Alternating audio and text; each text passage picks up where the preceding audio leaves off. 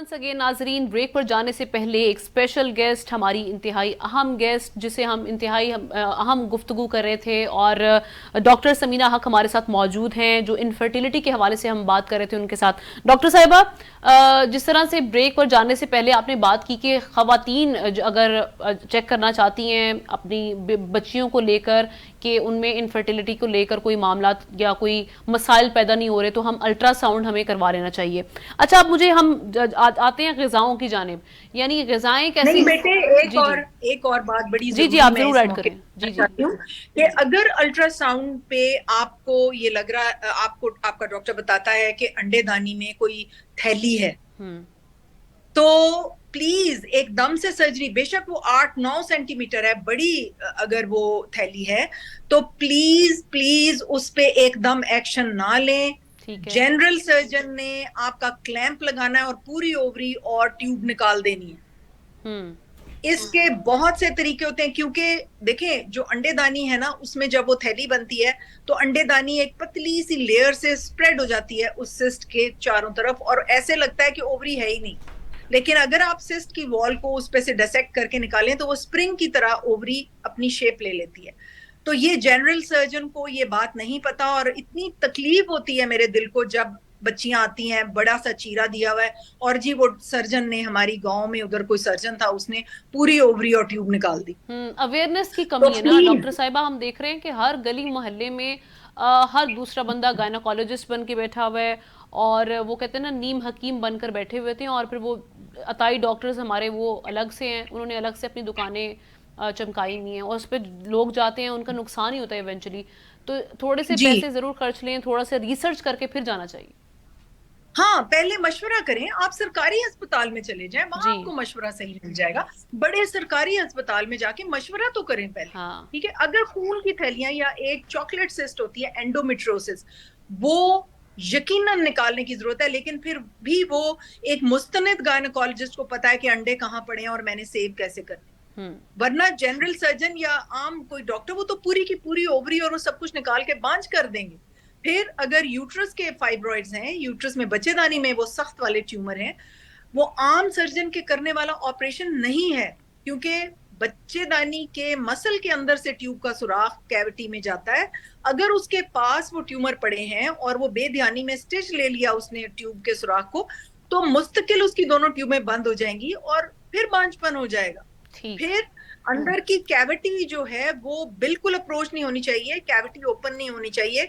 अगर फाइब्रॉइड या tumour cavity में पुश कर रहा है और डर है कि आप कैविटी खोल लेंगे, तो सर्जन, अक्लमंद सर्जन, थोड़ा सा ट्यूमर छील के वहां रहने देता है, लेकिन कैविटी ओपन नहीं होने देता। ये इतनी इंपॉर्टेंट बात है। हम्म। तो वो जी ट्यूमर निकाल के बाद ट्रे में रख के दिखा दिए मरीज के रिश्तेदारों को, लेकिन अंदर क्या तबाही मचा दी, ये तो जब हम जैसे लोगों के पास वो लोग पहुंचते हैं तो फिर हमारे लिए तो बड़ा तकलीफ दे होता है कि जी। अब क्या करें। हम्म। तो डॉक्टर साहिबा, जिस तरह से हम बात कर रहे थे कि आपके माहौल का और आपकी ग़िज़ाओं का बड़ा असर पड़ता है आपकी बॉडी पर, तो जी इसमें जी ऐसी कौन सी ग़िज़ाएं हैं जो हमें अवॉइड करनी चाहिए, और कौन सी ग़िज़ाएं ऐसी हैं जो हमें इस्तेमाल करनी चाहिए ताकि ये चीज़ जो है इससे बचा जा सके। बेटा, ये भी कोई $10 मिलियन क्वेश्चन तुमने मेरे से पूछ लिया है। देखें, आजकल के बच्चे क्या कर रहे हैं, रात को जागते हैं, दिन को सोते हैं, hmm. Which is very wrong. रात 10 बजे के बाद एक हार्मोन मेलेटोनिन सिक्रीट होता है, जो रात के वक्त सोने के दौरान सिक्रीट होता है, और उससे हमारा इम्यून सिस्टम डेवलप होता है। हमारे सारे ये हार्मोन्स वगैरह की हेल्थ जो है उसके ऊपर डिपेंडेंट है, और ये तहज्जुद के वक्त सिक्रीट होता है। ओ। थोड़ा सा बाद में भी होता है, अगर आप फजर की नमाज पढ़ के बाहर निकलें और जी। अभी थोड़ी सी रोशनी हो तो उसमें भी ये जो हार्मोन है ये सिक्रीट होगा। हम्म। लेकिन अगर आप तहज्जुद के वक्त सोते हैं और 12 बजे उठते हैं, तो मेलाटोनिन की सिक्रीशन का वक्त तो खत्म हो गया। जी। वो तो और ये अंडों की हेल्थ, स्पर्म्स की हेल्थ, आपकी सारी सेक्सुअल हेल्थ, ये इस मेलाटोनिन के ऊपर डिपेंड करती है। और फिर मेलाटोनिन एक हार्मोन है जो आपको एक साउंड स्लीप देता है रात के वक्त। हम्म। तो ये एक तो लाइफस्टाइल बड़ा गलत है। फिर फास्ट फूड की, यानी उठ के किचन में जाके कुछ बनाना नहीं है, आप ऑर्डर कर दो ऑर्डर जी कर देते फास्ट हैं, फूड। पिज्ज़ा ऑर्डर कर दिया, बर्गर, ये सारे रात के टाइम ही ये सारे जो हैं इनकी आपको इसमें क्रेविंग होती है। इसमें बिल्कुल, इसमें टेस्ट एनहांसेस होते हैं, इसमें आपको डिपेंडेंसी करने वाली चीजें होती हैं, वो आपके दिमाग से डोपामिन सिक्रीट करती हैं, प्लेयर वाला हार्मोन। और जब तक आप दोबारा ब्रेन को वो वाला चस्का या वो चीज नहीं देते, तो वो आपको क्रेविंग करता रहता है। वो डोपामिन इतनी सिक्रीट होती है कि आपको फिर मंगवाना पड़ता है कि हम इसको मंगवा लें। फिर जो जो भी चीज पैकिंग में है, जैसे चिप्स हैं या आपके टिन में कुछ आ रहा है या बॉटल में कोई यानी ड्रिंक कोल्ड है या ड्रिंक्स कुछ, हो गई, डिफरेंट एनर्जी ड्रिंक्स जो हाँ हम के नाम पर जो बेचा जा रहा है, हाँ, नीली पीली जो रंग बिरंगी ड्रिंक्स हैं, ये आप कह रही हैं कि ये बिल्कुल अवॉइड की जाए। Very detrimental to health, very detrimental. और ये हमारे यूथ को ये फौरन बंद करनी चाहिए। और अब फ्रूट्स भी बेकिंग सोडा में डिप करके रगड़ के साफ करके खाएं। फ्रूट बहुत जरूरी है, आपके ये एंटीऑक्सीडेंट्स पैदा करते हैं। एंटीऑक्सीडेंट्स जो हैं, जैसे एक फैक्ट्री है, फैक्ट्री में केमिकल्स पैदा होते हैं, तो वो फिर हम एक जगह पे डंप करते हैं ना वो केमिकल्स। बॉडी भी वो पैदा करती है केमिकल्स, जो उसके सारे मैन्युफैक्चरिंग के बाद, हर चीज का काम करने के बाद कुछ केमिकल्स पैदा होते हैं। उनको डिटॉक्सिफाई करने के लिए फ्रूट्स और वेजिटेबल्स में एंटीऑक्सीडेंट्स होते हैं, जो कि ये ऑक्सीडेटिव रेडिकल्स पैदा करते हैं, जो सेल को जल्दी बूढ़ा कर देते हैं। अगर आप खूबसूरत होना चाहते हैं, जल्दी बूढ़ा नहीं होने चाहते, अगर आप अपनी अंडेदानियों को जल्दी बूढ़ा नहीं होना चाहते, आप अपने अंडों की वाइटैलिटी, अपने अंडों की क्वालिटी सही रखना चाहते हैं, तो फ्रूट्स वेजिटेबल्स लें। और साथ एंटीऑक्सीडेंट, यानी ये ऑक्सीडेटिव रेडिकल्स को खत्म करते हैं एंटीऑक्सीडेंट्स। और ये ग्रीन वेजिटेबल्स और फ्रूट्स और इस किस्म की चीजों में अंडा खाएं। अंडे में बहुत एंटीऑक्सीडेंट्स होते हैं, अंडा पूरा खाएं। जर्दी शर्दी कुछ नहीं कहती, जर्दी एक बहुत ही ताकतवर और बहुत ही फायदेमंद चीज है, उसको बिल्कुल नहीं निकालना आपने। जर्दी और सफेदी दोनों खाइए। और उसके अलावा थोड़ी सी कॉफी सारा दिन आप पी सकते हैं। फिर आप कहवे पी सकते हैं, जिसमें दालचीनी डालें, लौंग डालें और चीजें डालें। अदरक का आप कहवा पी सकते हैं, अजवाइन थोड़ी सी डाल के पिए। आप फिट भी रहेंगे। आपको आप सौंफ थोड़ी सी खाएं सारे दिन में, इलायचियां 2-4 मुंह में डाल लें, और फ्रेश खाना खाएं, रोटी खाएं, रोटी और सालन और चावल। और रिफाइंड ऑयल्स जितने मार्केट में हैं वो इतने सेहत के लिए खराब हैं। इतनी एडवर्टाइजमेंट गलत होती है जब ये ऑयल्स को एडवर्टाइज करते हैं।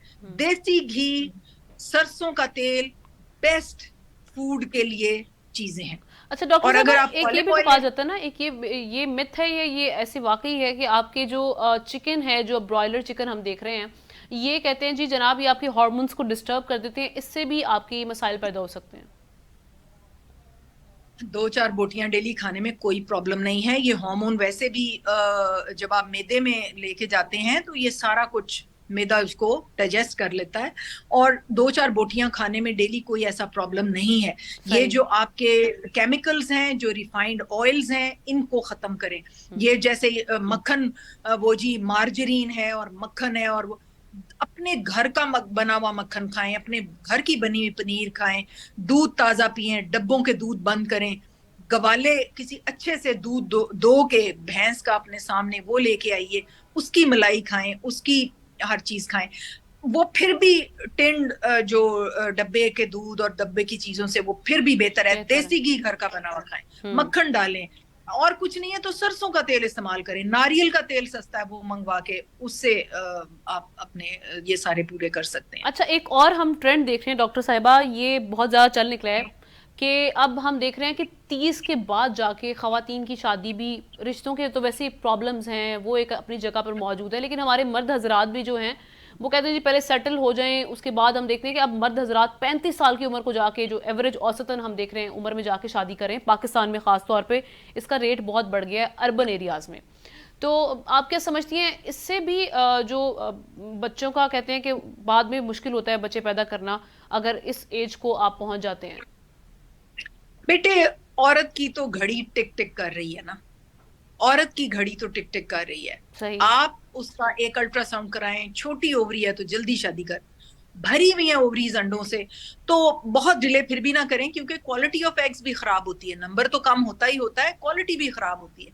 तो छोटी ओवरी की तो बच्ची की तो बहुत जल्दी 20 से पहले शादी करें, 15, 16, 17 साल की उम्र में कर दें। लेकिन ये अब माँ बाप को अल्ट्रासाउंड पे पता होना चाहिए कि ये किसी मुस्तनिद से करवाएं, ये ना हो कि आपको गलत ये तो इन्फॉर्मेशन मिल जाए। वालिदैन को समझने की ज़रूरत है ना। हम देखते हैं कि वालिदैन हाँ, जो हैं वो अब ख़वातीन भी इस तरह से देख रही हैं कि हम अपनी बच्चियों को भी एम्पावर करें, उनको भी पूरी तालीम वो हासिल कर लें, उसके बाद वो अपना करियर बना लें, करियर बनाने के बाद वो अपनी चॉइस का अपना लाइफ पार्टनर चुन लें। उसमें फिर करते करते आप देखते हैं बेटे। कि एज निकल जाती है आपकी, अक्सर 30 से ऊपर उम्र हो जाती है। और मैं अगेन वही बात करूंगी कि अब हम देख रहे हैं कि पाकिस्तान में जो वर्किंग वुमेन के अलावा भी ऐसी खवातीन जो घर पर बैठी हुई हैं, जो काम नहीं कर रही, उनकी भी हम देख रहे हैं कि एज निकल जाती है, उसके बाद जाके शादी हो रही होती है। तो फिर आप समझते हैं कि काफ़ी कॉम्प्लिकेशंस पैदा हो सकती हैं उसके लिए। बेटे बहुत कॉम्प्लिकेशन है इनफर्टिलिटी। देखें, अगर कोई अपने आप को एस्टेब्लिश करना चाहती है, वो अपनी ओवरीज का साइज जरूर चेक कर ले। हम्म। अगर तो बहुत छोटी छोटी ओवरीज हैं, करियर को उसके बाद 2 बच्चे पैदा करके करियर बाद में बनाए। ठीक अगर है। ओवरीज काफी बड़ी हैं, उसमें एग्स हैं और उसके पास टाइम है, देन शी कैन परस्यू, और फिर भी 30 के बाद तक ना लेके जाए। हम्म। ठीक है, उसको 30 से नीचे नीचे शादी करे और पहले देख ले कि उसका यूट्रस ठीक है, उसकी हर क्योंकि आजकल कुछ ऐसा भी हो रहा है कि एनवायरमेंटल टॉक्सिन्स जो हैं उसकी वजह से यूट्रस के साइज बहुत बड़े बड़े होते जा रहे हैं। डबल डबल यूट्रस, 20 साल की बच्ची, 22 साल की बच्ची, फिर हमें उनको मेंसेस बंद करके उनके यूट्रस का साइज छोटा करना पड़ता है। आजकल ये प्रॉब्लम बहुत ज्यादा आ रहा है। तो इसलिए एडिनोमायोसिस बहुत ज्यादा है, इतना ज्यादा है कि मैं हैरान हूं कि ये क्या हो रहा है हमारी बच्चियों के साथ। जी। तो बात ये है कि ये देखें, हमारे माँ बाप जो हैं वो बड़े ही मासूम और नाइव होते थे। अब माँ बाप को ऐसा नहीं रहना पड़ेगा।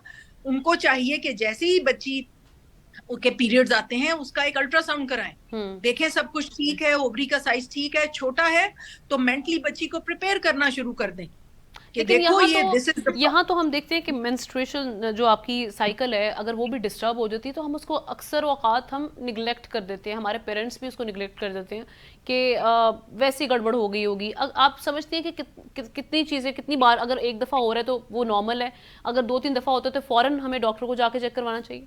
बिल्कुल सही है। देखें, शुरू में जो पीरियड आते हैं ना वो एनओबुलेटरी होते हैं, यानी एग रिलीज नहीं हो रहा होता। तो शुरू में ये हो सकता है कि पीरियड आए और 2-3 महीने के लिए बंद हो जाएं, और फिर वो आए और फिर पेनफुल हों या कुछ हो, तो फर्स्ट ईयर ऑफ मेंसेस में ये प्रॉब्लम्स हो सकते हैं। लेकिन राइट। फिर भी मैं मुस्तनिद डॉक्टर से मिल लेना चाहिए, अल्ट्रासाउंड करवा लेना चाहिए। ठीक है। ठीक है, जगह जगह अल्ट्रासाउंड खुले हुए हैं। आप किसी मुस्तनिद अल्ट्रासाउंड स्पेशलिस्ट से एक देख लें कि जी सब कुछ ठीक है, और उसके बाद फिर आप देखें कि ये रिकर तो नहीं हो रहा सब कुछ, और फिर एक मुस्तनिद गायनेकोलॉजिस्ट या एटलीस्ट किसी सरकारी गायनी के आउट पेशेंट में चले जाएं अगर आप प्राइवेट अफोर्ड नहीं कर सकते। हम्म। तो पूरी नॉलेज ले लें कि बच्ची बिल्कुल ठीक है, हम्म। उसके बाद फिर आगे चले, फिर आपको इजी हो जाएगा मैनेज करना कि हमने क्या करना है। तो डॉक्टर साहबा मुझे ये बताएं कि अभी इनके ट्रीटमेंट्स क्या क्या अवेलेबल हैं अगर इनफर्टिलिटी हो रही है, और दूसरी ये कि जिस तरह से बहुत महंगे ट्रीटमेंट्स भी आ रहे हैं, तो आप लोग क्या सजेस्ट करते हैं? कोई सर्जरी के बगैर भी कुछ ऐसी दवाओं के साथ भी चीज़ें हल हो सकती हैं? बिल्कुल हो सकती हैं। देखें, एन ओवुलेशन यानी एग रिलीज नहीं हो रहा, शुरू में तो देखो 3 महीने हो गए शादी को, अगर कोई सेक्सुअल प्रॉब्लम नहीं है, आपस में फिजिकल कांटेक्ट जो है वो बिल्कुल ठीक है, तो 3 महीने वेट करें।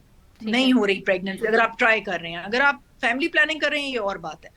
तो 6 महीने गुजर गए और कोई गुड न्यूज नहीं आई, तो फिर लड़का अपना सीमन, बल्कि 3 महीने बाद लड़का अपना सीमन एनालिसिस तो करा ले, सही है। बल्कि शादी से पहले ही उसको पता करवाना होना चाहिए चाहिए जैसे कि आपने पहले बताया। उसकी क्या क्वालिटी है। हाँ। ठीक है, और उसके बाद 6 महीने पे बच्ची को एक अल्ट्रासाउंड करवाइए जरूर, एक मुस्तनिद लेडी डॉक्टर से, जो सरकारी अस्पतालों की लेडी डॉक्टर्स ओपीडी करती हैं, वहां चले जाएं और वो आपको अल्ट्रासाउंड के पास भेज देंगे। एक चेकअप ये वाला जरूर करवा लें। राइट। उसके बाद अगर कोई डिफेक्ट नजर नहीं आता, बच्चे का भी ठीक है, वो भी ठीक है, तो फिर 9 महीने या 10 महीने इंतजार करें। अगर 9-10 महीने या 1 साल में प्रेगनेंसी नहीं होती, तो फिर प्लीज प्लीज प्लीज मुस्तनिद डॉक्टर के पास जाइए, स्पेशलिस्ट डॉक्टर साहब के पास जाइए, वो सरकारी अस्पतालों में भी होते हैं। और ठीक है। अगर कोई ऐसा प्रॉब्लम हो गया है जो कि एक स्पेशलिस्ट को देखना है, तो फिर आप गूगल सर्च करें, आप देखें उस इलाके में कौन बेस्ट है, जरूर जाइए उसके पास। और कई दफा डॉक्टर्स को अगर जाके कह दें कि जी हम अफोर्ड नहीं कर सकते, वो फीस आधी कर देते हैं या फ्री देख लेते हैं। ऐसी कोई बात नहीं है कि डॉक्टर्स कहते हैं जी पहले फीस जमा कराओ। तो फिर बहुत से डॉक्टर्स इतनी चैरिटी कर रहे होते हैं, उनको जाके बता दें कि हम अफोर्ड नहीं कर सकते। क्योंकि टीबी का मर्ज जो है ना, ये जाहिर है ये लो सोशियो इकोनॉमिक ग्रुप की मर्ज है, लेकिन अब तो एफ्लुएंट सोसाइटी में भी बहुत है, क्योंकि हवा में है टीबी। हमारे शहर जिसमें मैं रहती हूँ, वहां पे जो सबसे one of the richest families, उनकी बहू को टीबी थी। मैंने फिर डायग्नोज किया, 9 महीने ट्रीटमेंट दी, तो उसको बच्चे होने शुरू हो गए। तो वो अर्ली स्टेज पे डायग्नोसिस हो के ट्रीटमेंट हो तो फिर, वरना एक दफा ट्यूबें खत्म हो गई फिर या तो ट्यूबल प्रेगनेंसी होगी। क्योंकि देखें टीबी का जरासीम क्या करता है, ट्यूब का क्या काम होता है, ट्यूब अपने हाथों से अंडा उठाती है और प्रोपेल करती हुई यूट्रस में लेके जाती है। All right. लंबी सी ट्यूब होती है 7-8 सेंटीमीटर की, और उसमें अंडा ट्रेवल करके यूट्रस में जाता है, और ट्यूब के मिडिल में वो स्पर्म से मिलता है, वहां पे बीज बन जाता है, फिर वो बीज को प्रोपेल करके यूट्रस में लेके जाती है और वहां जाके वो चिपक के ग्रो करता है। अब वो जो प्रोपेलिंग फोर्स है, वो छोटे छोटे छोटे छोटे बाल होते हैं, सीलिया हम उनको कहते हैं, वो ट्यूब के अंदर होते हैं। अब टीबी का बैसिलस क्या करता है, टीबी का जरासीम उन बालों के पैचेस, जैसे किसी ग्राउंड में आप देखें कि पैचेस में वो घास नहीं है, ठीक है, खाली जमीन पर, इस तरह वो जगह जगह पैचेस कर देता है जिसमें वो सीलिया नहीं। यानी आप तो वो क्या करेगा, यही कि आपने वही बता दिया कि एक टीबी एक बहुत बड़ी वजह हो सकती है, आप डायग्नोज करवाने की कोशिश करें। और डॉक्टर साहब क्या होगा, नहीं ये जी जी बेटे, ये वो जो बीज है वो वहीं लग जाएगा, जाके आगे जाएगा नहीं यूट्रस में, और ट्यूब फट मुख्तसरन जाएगी। डॉक्टर साहब तो जी जी हाँ बिल्कुल ठीक है। डॉक्टर साहिबा, आपने हमें बहुत डिटेल से समझा दिया कि इनफर्टिलिटी की क्या रीजंस हो सकती हैं, और जिस तरह से आपने आज वालिदैन को एजुकेट करने की कोशिश की, बल्कि मैं कहती हूँ कि वो बच्चियाँ जिनके वालिदैन इतने पढ़े लिखे नहीं है, अब आप भी ये फ़र्ज़ बनता है कि आप अपने वालिदैन को एजुकेट करें इस हवाले से और अपना कंसर्न शो करवाएं, क्योंकि ये चीज़ें आगे जाके बहुत बड़े मसाइल बन सकती हैं। डॉक्टर समीना हक हमारे साथ मौजूद थी, उनका शुक्रिया अदा करेंगे, उन्होंने अपने लिए हमारे इस प्रोग्राम के लिए वक्त निकाला